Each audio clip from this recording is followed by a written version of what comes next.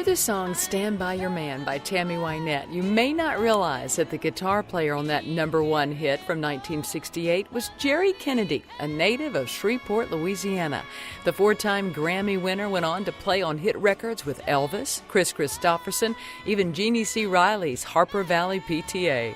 One of the most famous dobros musically recording-wise, but Jerry also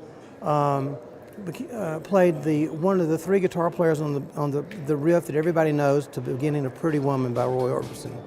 And he didn't write it. He said that Roy made up the lick, but Roy showed it to him first on the session that day, and then Jerry showed it to the other players, and it became one of the most iconic riffs of all time.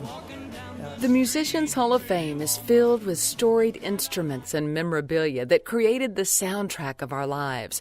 Jay McDowell, a famous upright bassist, having played with the Grammy-nominated group of the 90s, PR 549, helps me find legendary Louisiana connections in the hall, like Joe Osborne, born in Mound in Madison Parish, played for Ricky Nelson and the Carpenters, just to name a few. He went on to use the space on recording sessions all the way up through the 80s. All the Carpenters stuff, Mamas and the Papas, Jan and Dean, Bridge Over Troubled Water, Simon and Garfunkel, this bass. No. Age of Aquarius by The Fifth Dimension, this bass. I am covered in chill bumps. Whether it's at the piano where Billy Sherrill wrote or co-wrote songs like Stand By Your Man or Charlie Rich's The Most Beautiful Girl in the World, there are chill bumps at every display. Well, one of the most fun things to do here is to go to the Grammy Gallery that is very interactive. So if you have any interest in making music in whatever part, you can actually get some hands-on experience. Blame it all on my roots. I showed up in boots. Yes, even someone like me who can make cats cry when she sings can sing Garth Brooks' Friends in Low Places with his actual session musicians who played on that very hit. And I get a little help from American Idol Season 13 finalist Ethan Harris.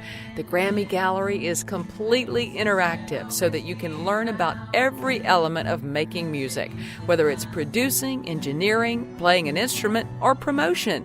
Someone who wins a Grammy, like Richland Parish's own Tim McGraw, they don't do it on their own, even if they are a solo act. A huge amount of people involved, and then you got promotion.